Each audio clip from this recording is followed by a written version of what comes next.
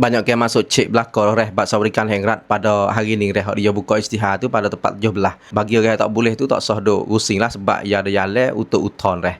Tu dia. Lepas tu klip ni saya nak mari royak kata bagi orang hak lepas dah tu buat lagu mana sikit banyak klip ni kita mari dengar bersama reh. Bagi orang dulu cek hari ni masuk tengok kata lepas reh. Rupa dia naik lagu ni, naik biru semua reh. Hak ni sekadar tunggu saja, tak kena buat gapo. Cai sit tepat 1 bulan Singhakum ni reh. Tak kena jinjang tuan lah bagi orang dulu. Hak lepas reh. Gi pula orang baru reh. Orang baru hak lepas juga. Kita orang baru masuk cek hari ni tiba-tiba lepas reh. Alhamdulillah. Rupa dia naik lagu ni. Naik biru 2 reh. Naik biru 2, 1 2. Lek bawah suk ni tak ada naik biru reh. Hak ni kena gi jinjang tuan bagi orang baru. Tu dia. Jinjang tuan tu dia buka hari ni dah lah tepat 17 bulan Karkadakum. Sampai tepat 12 bulan Mokarakum tahun depan 2570.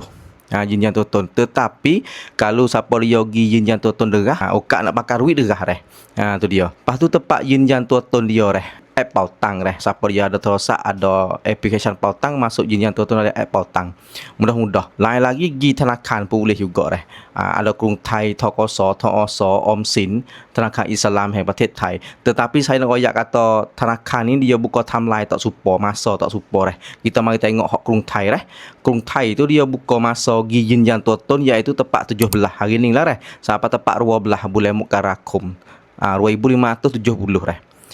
Tu tarpe. Lepas tu hak bagi Pak Thanakan hak lebih tu Omsin Thakoso, Thaoso Islam แห่งประเทศไทย tu dia buka tepat 17 hari ni sampai tepat 14 bulan Tuklakum. Tak super lah dengan Krung Thai. Tengok hari molek. Hak tu duduk atas kita pilih. Kita wasapa suka nak pergi hak mana, wasapa luweh hak mana, pergi hari tu lah reh. Ni. Lepas tu bagi orang hak tak lepas. Nanti saya nak buat klip syukur reh. Siapa dia tak faham, klip ni boleh tanya dalam Chong Rom komen ni reh. Saya ada masa nak mari awak satu persatu reh. Okey reh, siapa dia rasa dapat dah video ni share sebar. Wassalam.